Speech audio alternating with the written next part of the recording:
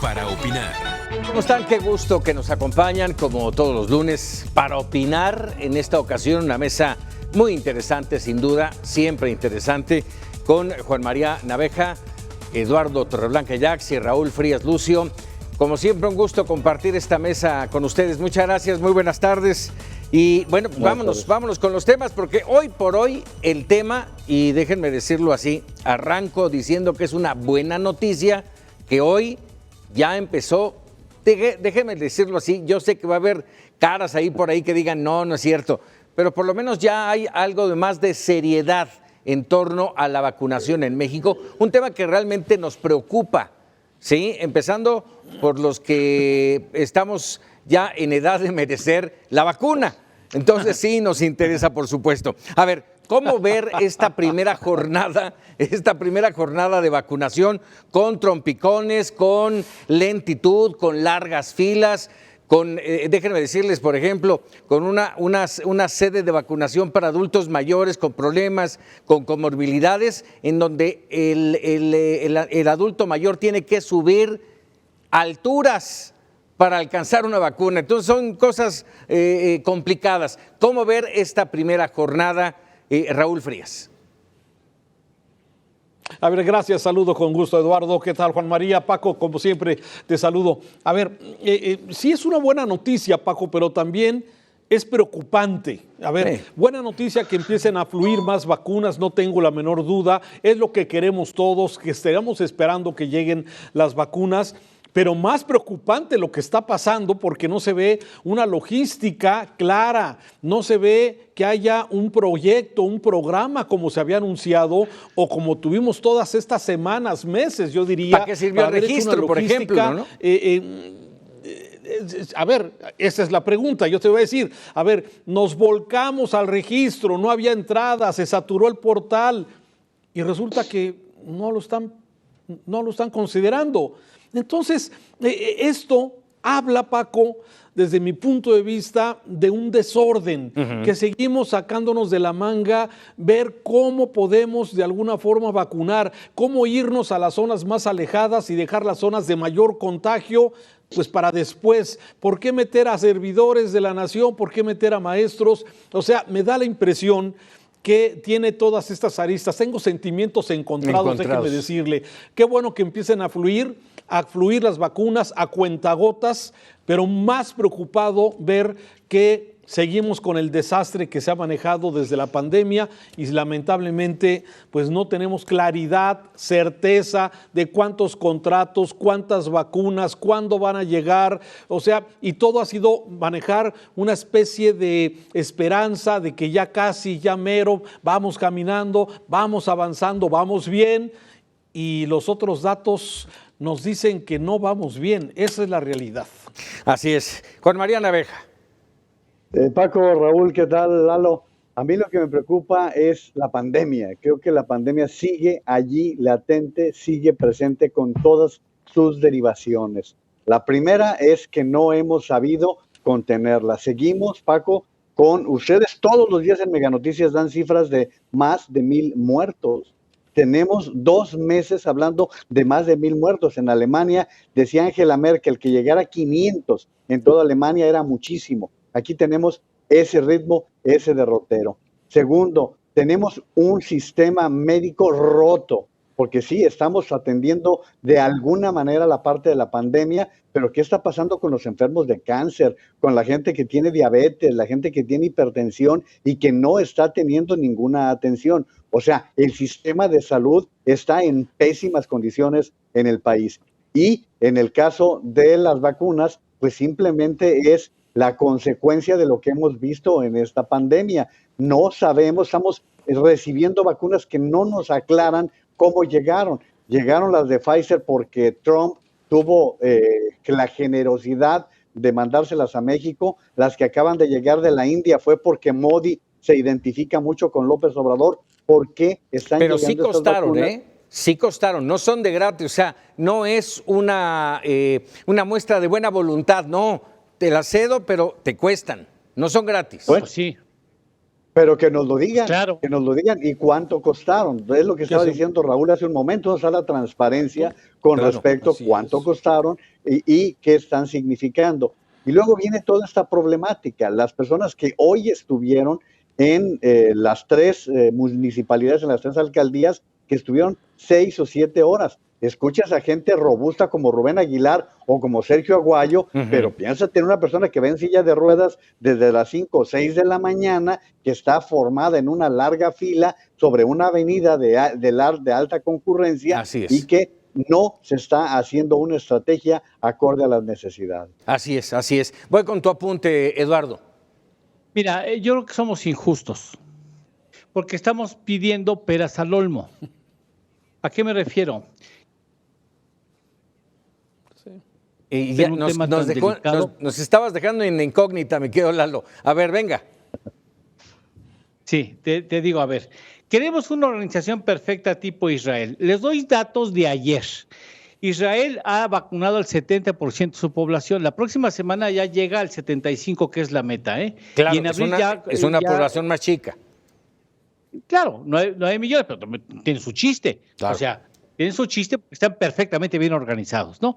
Y por eso lograron concesiones importantes de los laboratorios que producen esas sustancias, porque hay una rastreabilidad perfecta y pueden mantener un control perfecto de que en caso de que haya alteraciones al comportamiento de salud de un individuo, inmediatamente se sabe en dónde fue, con qué lote, etcétera, etcétera, ¿no? Tiene su chiste ser organizado.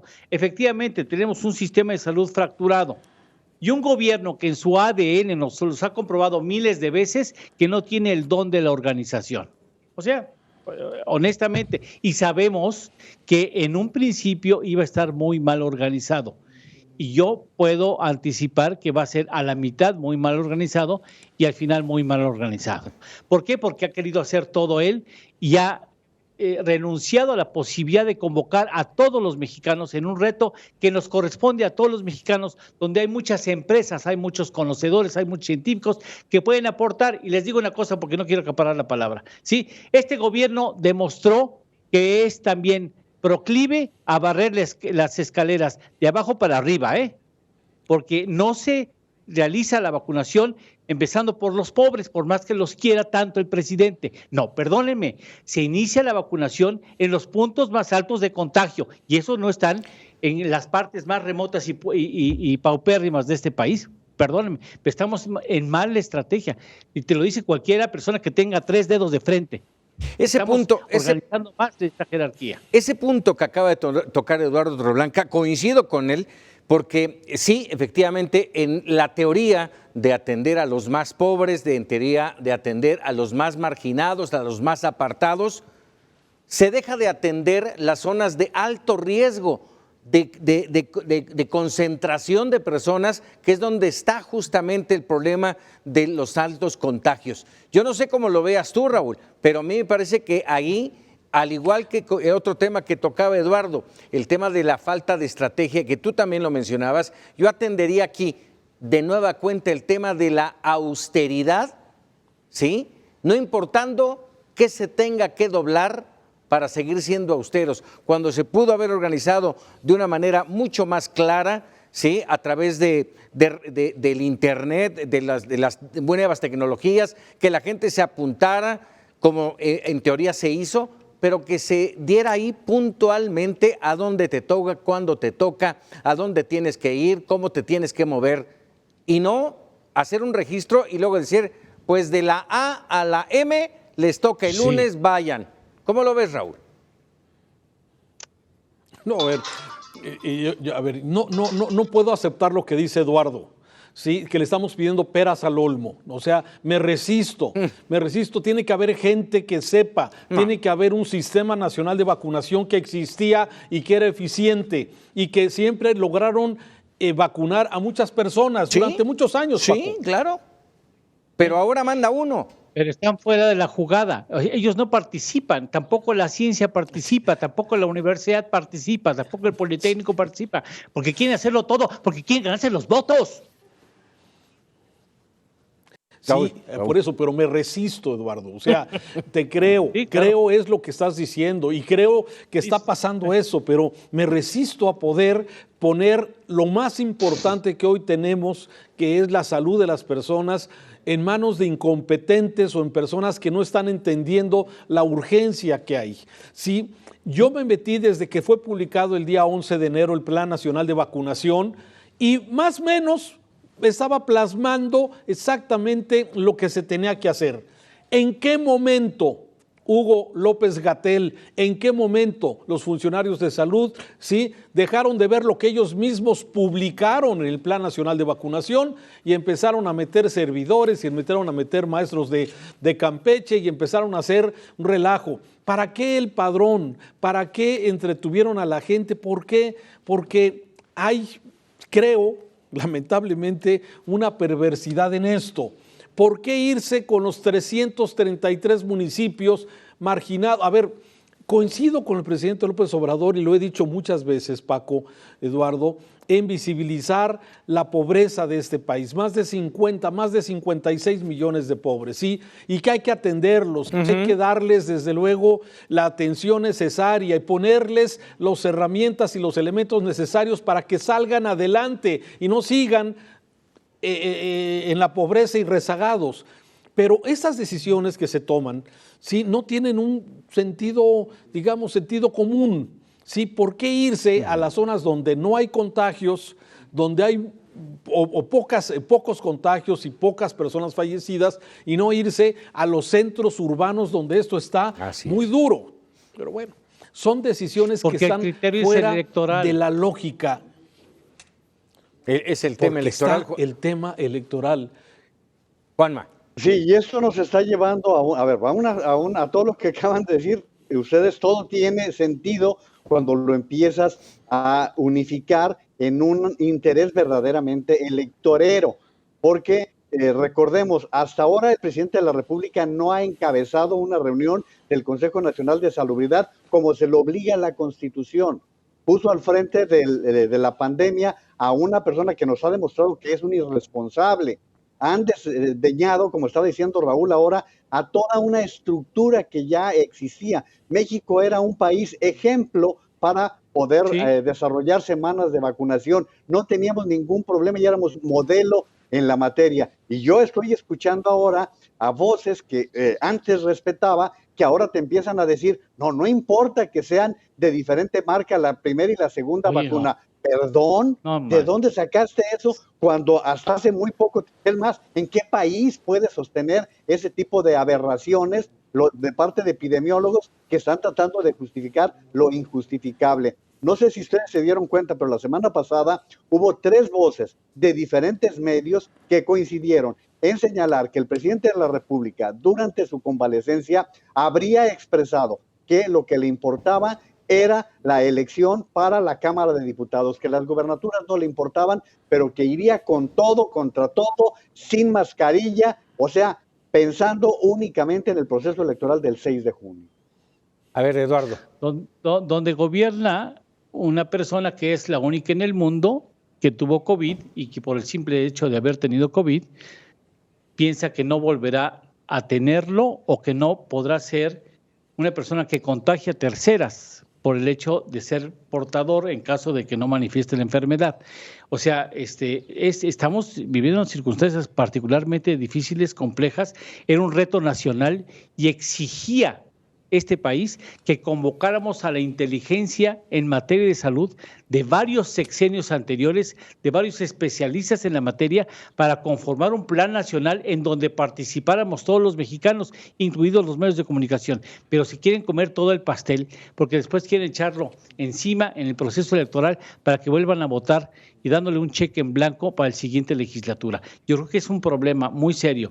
Y sobre una pila de fallecidos irresponsablemente, vamos a tener que evaluar nuestra decisión de voto, porque este asunto se va para más de 200,000 personas fallecidas en este país y será el país con mayor morbilidad en este proceso tan doloroso que ha estado en toda la humanidad. A ver, Raúl. Déjame hacer una punta adicional a eso que está comentando Eduardo. El problema de todo esto, Paco, lo más grave, a ver, Hay una sobredemanda en el mundo, son 3 apuntes rápidos los que quiero hacer. Hay una sobredemanda en el mundo, ¿sí?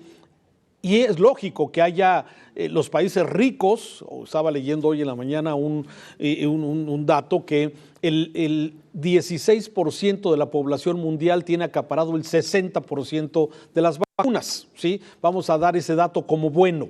Pero me parece que, hay una sobredemanda de vacunas y eso, muchos países están peor que México. Pero aquí lo que me parece que ha sido perverso de parte del gobierno es crear esta expectativa de que ya casi, mira, hoy estaba revisando todos los calendarios de vacunas, de cómo iban a llegar las vacunas y lo seguimos posponiendo semana a semana. La primera vacuna en México se puso el 23 de diciembre, nos acordaremos en México, 23 de diciembre. Una enfermera. Sí, estamos hoy con una enfermera efectivamente en la Ciudad de México y de ahí, sí, ya venían para todo el personal médico, para todo el personal de salud. Y luego los adultos mayores que empezaríamos a ser vacunados entre enero y febrero. Bueno, ya el presidente, hay que oír al presidente porque pues, es la línea que se tira para de alguna forma hacer el siguiente plan. Habla de que para abril estarían vacunados los adultos mayores. Una simple suma y resta, sin complicarnos. Para vacunar a los 15 millones de mexicanos mayores de 60 años, de acuerdo al INEGI, son 15 millones, se necesitarían 30 dosis, es decir, la vacuna 1 y 2, 30. ¿sí? 30 millones. Se necesitaría aplicar, exactamente, se necesitarían aplicar 500,000 vacunas diarias al día desde hoy hasta el 15 de abril.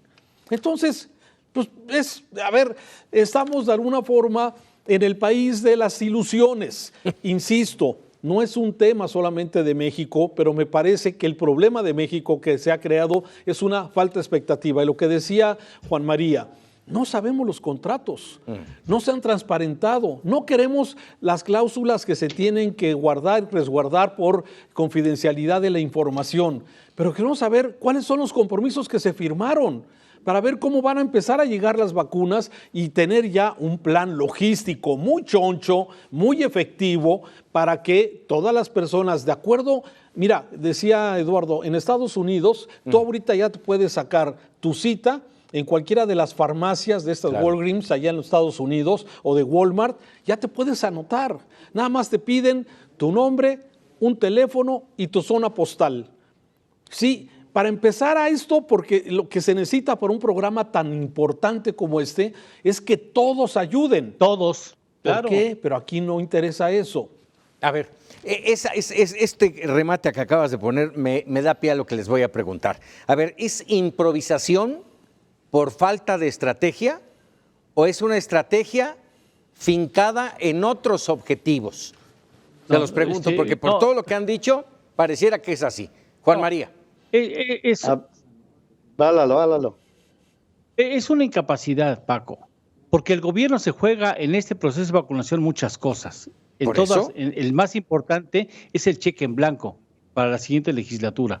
Esto es una total improvisación, porque debieron desde un principio, desde el inicio de la pandemia, debimos haber creado un Consejo Nacional para atender este asunto con la inteligencia, no importando partidos, no importando sexenios, de quienes tienen la experiencia en este terreno. A los ritmos que estamos actualmente vacunando, le doy a usted nada más un dato, ¿sí? México termina de vacunar el 75% de su población en el año 2194. Se lo dejo así nada más, 2194. Así, fregados, tendríamos que estar vacunando 250 y tantos mil mexicanos y mexicanas al día.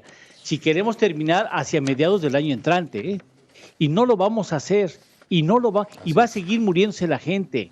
Es lo grave, porque no estás tratando de poner un cerco en los puntos donde están altos los contagios en este país. Nada más para que nuestro auditorio ubique. Tú dijiste 200 y tantos mil al día. Raúl mencionó 500,000.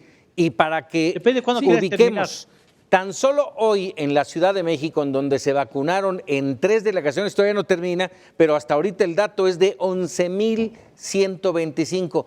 Muy lejos de los 200 y de los 500, bueno, lejísimos. Raúl. A ver, Paco, yo escuché Sí. perfectamente a Rubén Aguilar decir que estaba en la fila y que había 500 vacunas en la delegación Magdalena. Contreras, creo que es donde él estaba, ¿no? Sí. Había 500 vacunas. Entonces no sé de dónde saldrían las 11,000. Sé que llegaron a Jalisco 50 y tantas mil. Hoy iban a llegar, no sé, Raúl, tú tendrás el dato. Pero es el estilo de la casa, Paco. ¿Cuántas veces nos presentaron un programa de infraestructura que hasta la fecha no ha empezado? ¿Cuántas veces nos hablaron de un programa de la Guardia Nacional que hasta la fecha solo son inauguraciones de cuarteles? Sí, el estilo de la casa, simplemente. Ahora, al estilo de antes también, Juan María, porque así yo me acuerdo, por ejemplo, la electrificación en Chalco, así se hizo, ¿sí? Todo fastuoso, una gran inauguración de la luz, y eran alrededor de 100 plantas de luz las que estaban generando para que eso fuera de relumbrón. Al día siguiente no había pintaban luz. el pasto, no pintaban el pasto cuando iba a pasar el presidente, antes de que llegara el presidente pintaban el pasto. En ese sentido no ha cambiado nada. Raúl. Sí, pero hay una gran diferencia en todo eso, hay una gran diferencia entre lo de la luz y los pastos pintados y que levantaba el perro que estaba ahí, se salía pintado de verde cuando se levantaban de un jardín hermoso que inauguraban los presidentes. Sí, a ver, el problema es que estamos hablando, y como bien lo dijo Eduardo, estamos hablando de vida o muerte, Paco. Esa es la tragedia de esto. Cada día que pase, cada día que tengamos no vacunas, que no tengamos vacunas, cada día que pase y que sigamos prolongando esto, a mí me daba, o sea, créeme que cuando anunció el gobierno que la semana pasada se había puesto, no sé si el miércoles, 220 vacunas, yo le pedí aquí al área de redacción, oye, chéquenme ese dato, no puede ser, debe estar mal. 220 vacunas en el día y lo presumía, claro, lo anunciaban. La verdad es que, a ver, si llegaron hoy 870,000 vacunas de AstraZeneca, ¿sí? Y se han colocado por 500 fichas en la Ciudad de México, y en cada ciudad seguramente va a tener su propia logística, porque ni siquiera tenemos homologado esto, Paco. Y esa es exactamente la tragedia de esto, que cada quien todavía a estas alturas, estaba escuchando a nuestros corresponsales de Zacatecas, a los de Puebla, a los de diferentes ciudades, cada quien lo está haciendo como puede. Entonces, y esa es la primera vacuna, porque la AstraZeneca también requiere el refuerzo. Pues así sí. es. Así entonces, es. Ahora, tres datos, Paco. Está preocupante. Pues te pones una de polio. Juan María. Un dato. Hoy decían en esa misma fila que se habían acabado las jeringas, que no habían sido suficientes las jeringas. Para empezar, por un solo dato. 2, estamos hablando del caso de Estados Unidos. ¿Qué está haciendo Estados Unidos? Hay políticas nacionales. En este momento, las únicas personas que se pueden vacunar son aquellas que pertenecen a los equipos sanitarios, a los de seguridad como bomberos y policías, y a los mayores de 65 años. Y esa política es para estados, municipios, farmacias, supermercados. Todos en conjunto, como estaban comentando mis compañeros, están participando en el proyecto de vacunación. Y cerraría en los estadios. Sí, esto se está haciendo en estadios, ¿no? Y nada más para que subrayarlo, una pandemia no es de pobres y ricos, porque muchas veces son los ricos los que más se están contagiando y que contagian a los pobres. Aquí no se trata de clases sociales, sino de poder abatir un problema social. Así es. Rápidamente, antes de irnos a un corte, ya nada más hacer un apunte, una acotación para que nuestro auditorio dimensione. No es la crítica, decir, ay, es que ya están vacunando y ya están estos otra vez criticando. A ver, se los pongo así. La vacunación no significa inmunidad. Ojo con eso, puede usted estar vacunado y contagiarse. Y más si el número de mexicanos que no son vacunados siguen generando estos contagios. Es un cuento de nunca acabar y sí nos preocupa. Tiene que ser un proceso rápido, expedito, organizado, para que en el menor tiempo posible todos estemos vacunados y la llamada inmunidad de rebaño, que no es eso, no es contagiarse, bueno, en este caso, pero que todos los mexicanos estemos tranquilos entre comillas, de que tenemos menos riesgos de contagiarnos de coronavirus. Vamos a hacer una pausa y regresamos para opinar.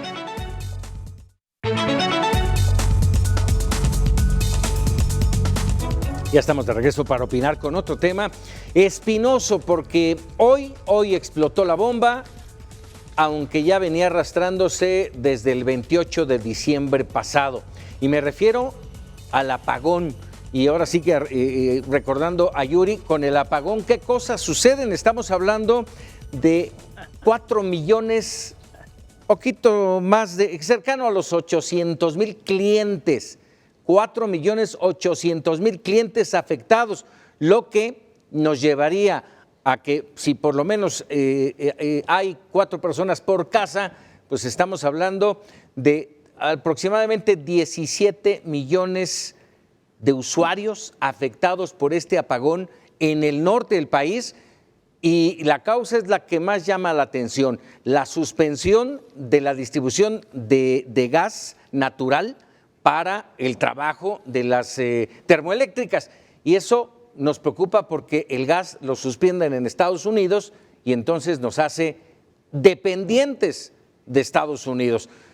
Además, son situaciones muy complicadas. Le pegó a las telecomunicaciones, le pegó a la Prende en Casa 3, en fin, una serie de situaciones que nos preocupa, porque entonces ¿hacia dónde va el tema eléctrico en México, en la Comisión Federal de Electricidad, Eduardo? Pues mira, nos damos cuenta de nuestras vulnerabilidades. No sé quién fue la funcionaria o el funcionario que dijo que la culpa eran de las productoras de energías limpias. Bueno, no tienen decoro, no tienen decencia para tratar de ensuciar a los privados que les estorban.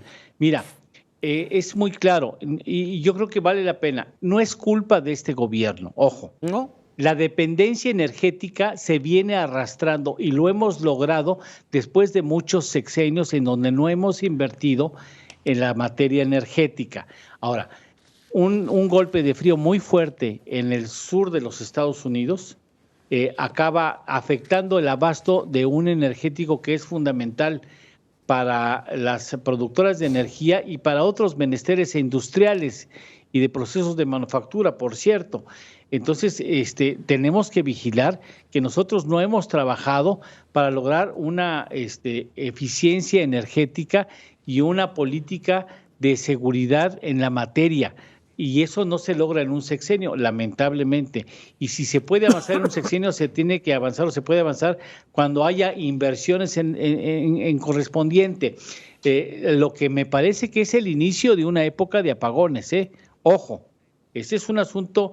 Un día va a ser el frío, el otro día va a ser el calor, un día que nos cierran las llaves, un día que, etcétera, etcétera, que hay otro incendio, etcétera, etcétera, que hubo un incendio en una casa y se afectó todo el sistema eléctrico nacional. Es un problema muy serio el que estamos enfrente. En ese contexto hay que evaluar el propósito del gobierno mexicano de ir marginando a las privadas en la generación de energías eléctricas limpias, que tienen en sus manos el 40% del abasto nacional, O sea, aguas, porque si quieres todo el pastel, pues más vale que tengas capacidad para tragártelo todo. Es lo mismo que las vacunas. Quieren hacerlo todo y no tienen la capacidad para poder gobernar esos animales, Paco. Así es. Raúl. No tienen capacidad. A ver, sí, coincido con lo que comenta Eduardo. A ver, esto nos deja ver, Paco, efectivamente la gran dependencia que tenemos de otros factores de energía, ¿sí? A ver, estábamos hablando que el primer apagón, el de diciembre, del 28 fue porque hubo un incendio en Tamaulipas y calentaron las líneas allá de Comisión Federal de Electricidad, y luego la CONACE, al repartir ese sistema interconectado, bueno, pues provocó que se apagaran varias de estas plantas generadoras de energía, ¿sí? Ahora, el problema viene de esta tormenta que no, dicen que en los últimos 40 años no había hecho este frío en Texas como ocurrió. Y Texas, como todos sabemos, es uno de los principales productores de energía, tanto de petróleo como de gas. Hoy son de los principales productores de gas y ese gas es el que se utiliza para las termoeléctricas en México. Las bajas temperaturas, según nos explicaban los especialistas, no pueden transportar gas en estos oleoductos o estos gasoductos, no pueden transportarlo cuando la temperatura es inferior a 8 grados. Y eso, pues, se corren riesgos y se para el flujo del gas. ¿Y entonces qué sucede? Se apagan, no hay con qué alimentar estas termoeléctricas. Antier,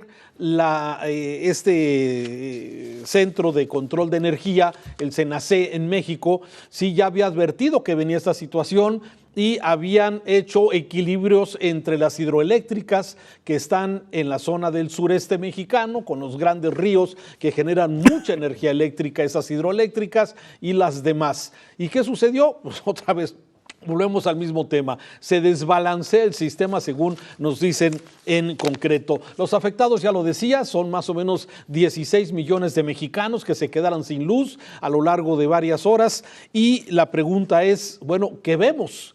Esto, la vulnerabilidad que estamos dependiendo de mucho. El costo de, no sé la medida del gas, era de $3, se aumentó a 160, casi $200. Así es.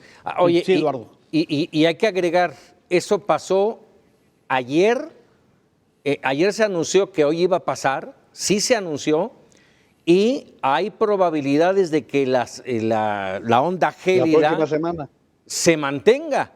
¿Qué va a pasar más adelante, Juan María? Esta tormenta está pronosticada desde la semana pasada y está informado que viene todavía que siguen los malos climas.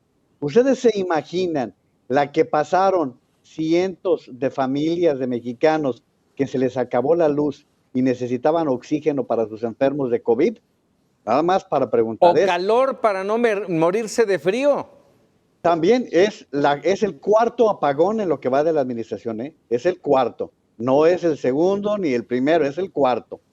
Luego, somos un país. No, el segundo en 45 días. Ah, sí, pero en los 2 años van 4, Raúl. Y en el caso del gas natural, somos un país rico en gas natural. ¿Cuál es el problema? El mismo de la gasolina. El fracking. No tenemos en dónde almacenarlo. No tenemos forma de almacenar, pero sí se está construyendo una refinería que no se necesita, que igual si la querías la podías haber comprado en Texas a un precio muy reducido. Mucho menor. Entonces, no tenemos, perdón Juan María, no tenemos dónde almacenarlo a nivel país, a nivel federal, porque hay quienes lo extraen.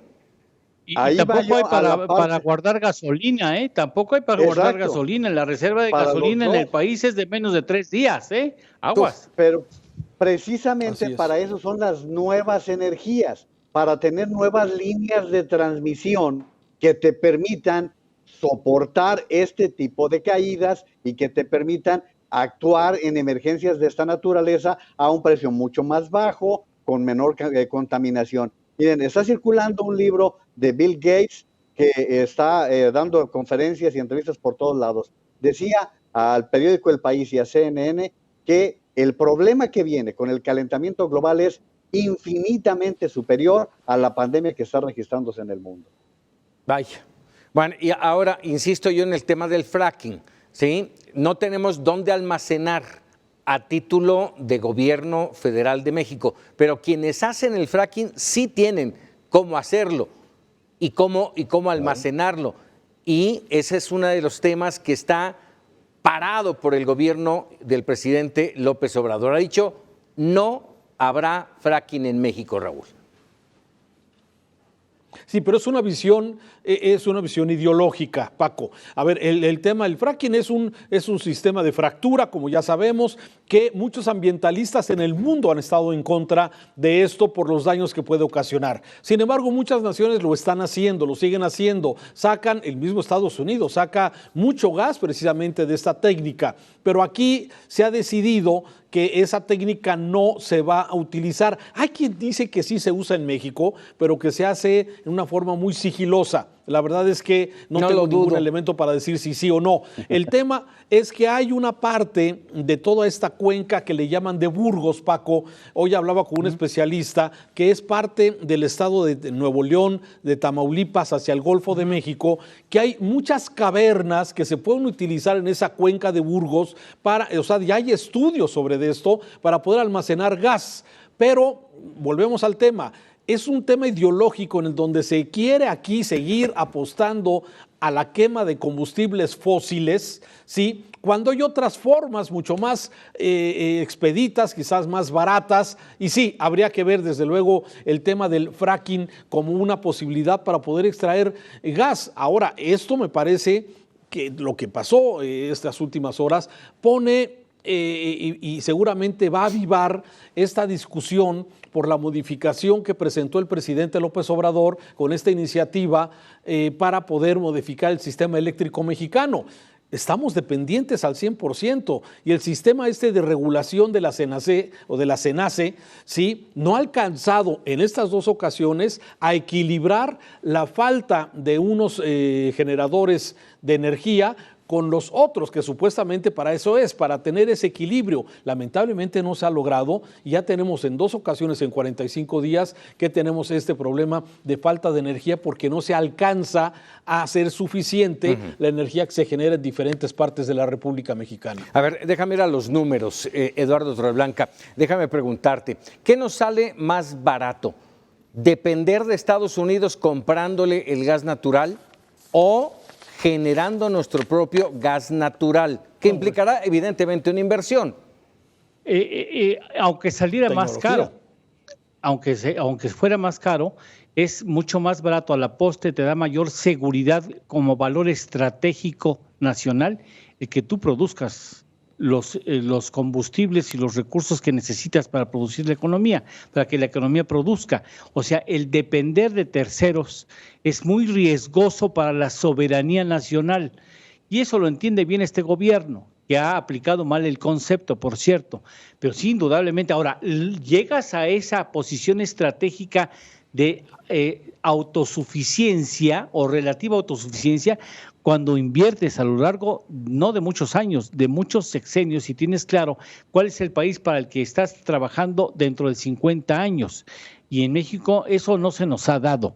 Y en ese sentido estamos en riesgo. Imagínate si un día de estos, espero que no esté dando malas ideas, Estados Unidos se enoja por la manera en que tratamos a sus inversiones y nos cierran la llave del gas natural. Se acabó, maestro. No hay gas, maestro. ¿Cómo la ves? Pues sí, ¿quién me obliga a pagarte? ¿Quién me obliga a venderte? No, ¿sabes qué? Tengo comprometidos. Qué pena, no me alcanza para abastecerte. A ver, diles que no, chíllales, reclámales, demándalos. A ver, no se puede, pues. Sí, por eso es importante, aunque sea más caro, que tú mismo tengas las fuentes de abastecimiento de energía que requiere de tu economía. Que no dependas. Sí, finalmente. Que no dependas, sí, claro. Muy bien. Si no hay comentarios más sobre este tema, Juan María. Sí, mira, yo aquí lo que quisiera decir, Paco, es que esta experiencia de la necesidad de inversión en sectores estratégicos ya la hemos vivido con Teléfonos de México, por ejemplo, y que se necesita de la inversión privada para poder renovar, y la teníamos al alcance. La reforma energética de 2013 perfiló a soluciones específicas, y abundando lo que decía Eduardo hace un momento, que nos vamos a salir del protocolo de París, vamos a echarnos para atrás en los compromisos internacionales que tiene el país con 2050, que en materia de energía se van a ir volando los años que quedan y que tenemos compromisos muy claros de inmediato para 2035, que son ya los muy cercanos. Así Lo es. bueno es que ya estaremos vacunados, ¿no? Para entonces. Bueno, para el 2050. pero bueno, y son decisiones que finalmente terminan por aislar al país en muchos rubros, entre ellos el de la inversión y el económico. Déjenme cambiar rápidamente el tema porque ya estamos por terminar. Hoy finalmente cambios que ya se habían anunciado, pero hoy se hicieron realidad. Delfina Gómez, nueva secretaria de Educación Pública, y Esteban Moctezuma como embajador de México en los Estados Unidos. A ver, empezaría con la maestra. A mí me parece en lo personal que siendo la primera normalista secretaria de Educación da esperanzas de una buena conducción. No sé cómo lo vean ustedes, Raúl. No siempre se da eso, Paco. No siempre el que haya sido una buena maestra de grupo, el que haya sido una buena inspectora y el que haya sido una buena directora de una escuela, no siempre te da pero conoce, tienes toda la razón. O sea, conoce, y eso me parece que es una ventaja. Sí, conoce al grupo, conoce las necesidades de los maestros, conoce el movimiento del magisterio, conoce las necesidades, las carencias, las oportunidades. Sí, a ver, no quiero de alguna forma señalar que no es garantía de que tengamos una buena secretaria de Educación, pero conoce a un sector. Y seguramente como maestra tiene su visión de esto, ¿sí? El tema es cuando ya se mete también al tema de la política. Entonces, bueno, como maestra seguramente le doy todo el beneficio de la duda en que pueda de alguna forma encabezar esta secretaría, sobre todo en este momento tan importante. Los meses perdidos, y quiero decir perdidos, porque realmente el esquema de aprende en casa, el esquema de educación a distancia, ha tenido muchas deficiencias, desde una fuerte deserción. Más de 1,5 millones de estudiantes no se sabe dónde están, desertaron simplemente. Sí, también el rezago educativo, no todo el mundo tuvo acceso a tener la computadora, el internet para poder tener clases adecuadas. Entonces, a ver, este es el reto principal que tiene el país después del tema de salud. Me parece que, bueno, está el económico, seguramente Eduardo puede decir. Seguridad. No, bueno, yo creo que el tema de educación para mí sigue siendo muy importante y me parece que, bueno, esto va a permitir de alguna forma un refresh con la nueva secretaria Delfina Gómez, aunque, insisto, hoy el presidente en la mañana al presentarla señalaba es una mujer honesta. A ver, sí, se necesita honestidad, pero también se necesita efectividad y esto, bueno, ojalá lo pueda dar. Bueno, y dices honesta y por ahí tiene todavía cosas pendientes, Juan María. Así es, hay que recordar, mira, sus cartas credenciales son óptimas, ¿eh? O sea, si tú ves su trayectoria dices, hombre, es una persona que tiene todo para ser una buena secretaria de Educación, pero como alcaldesa de Texcoco hubo el diezmo que se le retiraba a todos los trabajadores de la alcaldía y nunca se aclaró.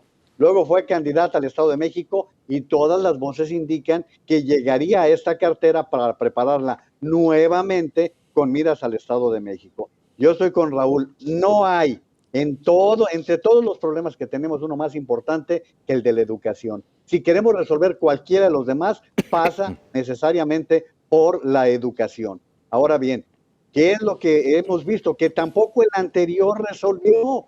Desde marzo, Paco, sabía Esteban Moctezuma que venía la necesidad de clases a distancia. Yo te pregunto, ¿hubo algún llamado a las empresas abastecedoras de internet para decirles, señores, necesitamos de su ayuda para que no tengamos al padre de familia con su teléfono celular que se compró en Tepito para 3 de sus hijos que tienen que tomar clases? Así ha sido lo que está diciendo Raúl, así es como lo explicamos. ¿Cómo van a tomar clases los niños si no pueden, no tienen las herramientas? Y con la amenaza de que el próximo ciclo escolar empiece en las mismas condiciones. Estamos ante una situación sumamente complicada que no son para una persona que tiene un perfil estrictamente de normalista, porque además el problema sí es político, con un presidente que a lo que elogia es a la CENTE, con C, que tampoco el otro sindicato está para echarle porras, ¿no?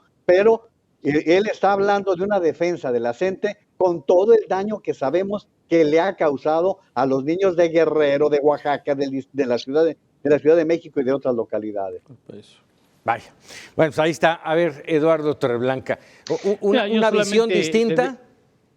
Te deseo suerte y ojalá en este gobierno, con una maravillosa y honesta normalista, podamos resarcir el daño y las limitaciones que tiene el sistema educativo, como son tantas escuelas, son cerca del 40% de las escuelas que no tienen energía eléctrica o no tienen drenaje o no tienen agua o no tienen internet. En fin, tenemos una precariedad absoluta y alarmante en un país a tantos años de la Revolución Mexicana. Por si alguien se acuerda, ¿no? Entre los postulados de la Revolución Mexicana estaba el atender a la educación y abatir el analfabetismo, que por cierto seguimos teniendo analfabetas.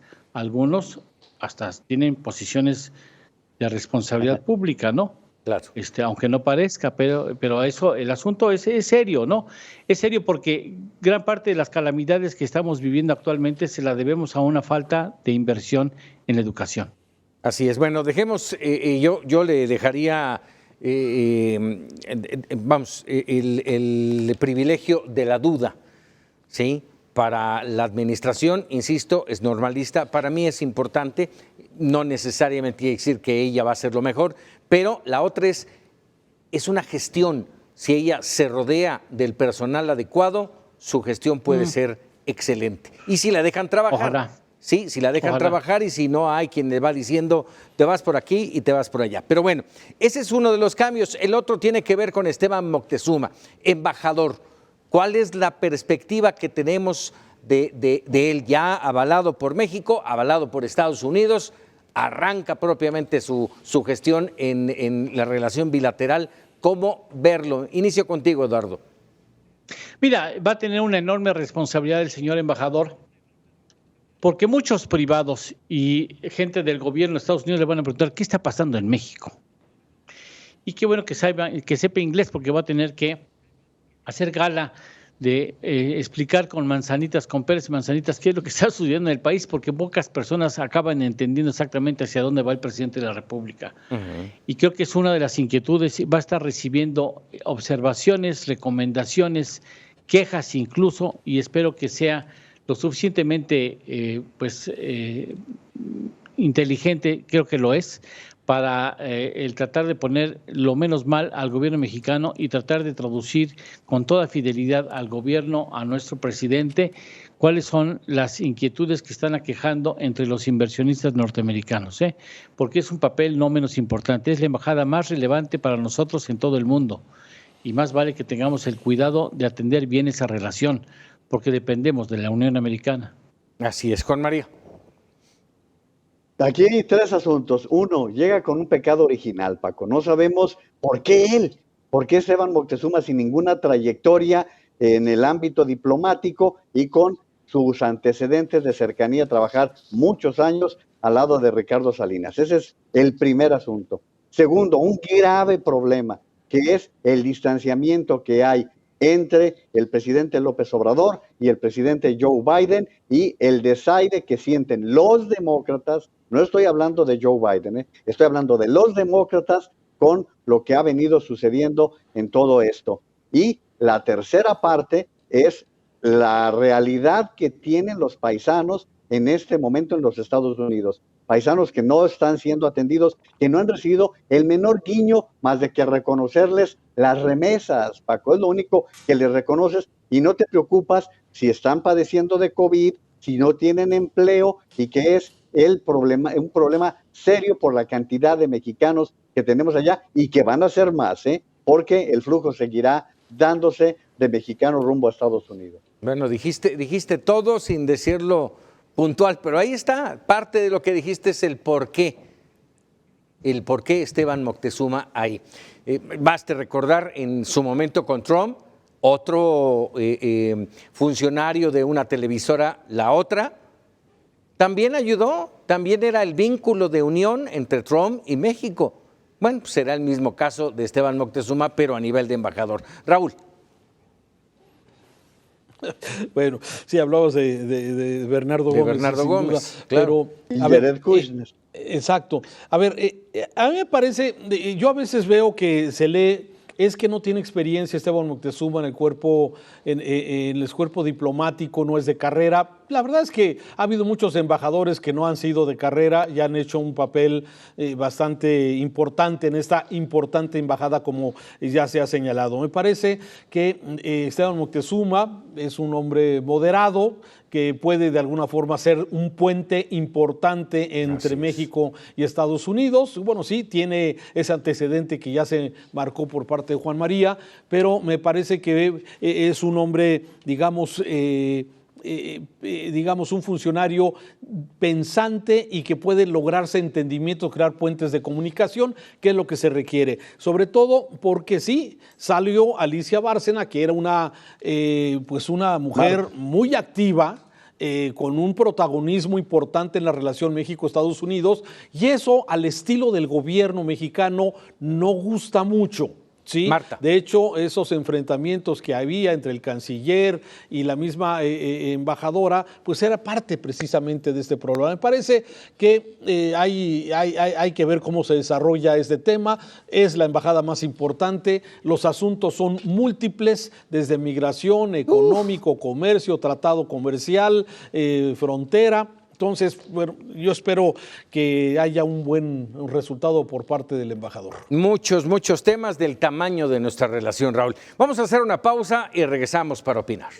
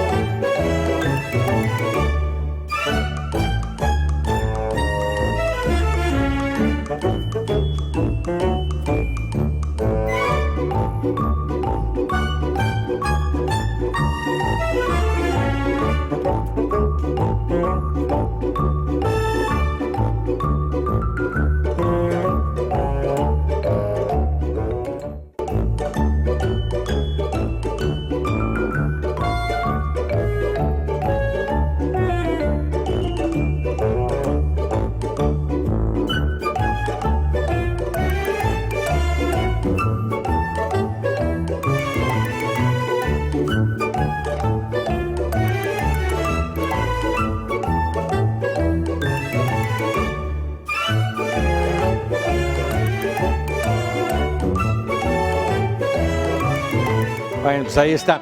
Por alusiones, mi querido Raúl. Oye, gracias, sí, así quiero hacer una corrección, dije Alicia Bárcena y quiero aclarar, sí, es Marta Bárcena, la ex embajadora, disculpa, sí, Alicia es la del CEPAL, disculpen. Así es, gracias. así es. Pero bueno, gracias, son cosas que pasan en vivo. Agradecido, como siempre, Raúl, Eduardo, Juan María, como siempre, compartir esta mesa de análisis y de debate.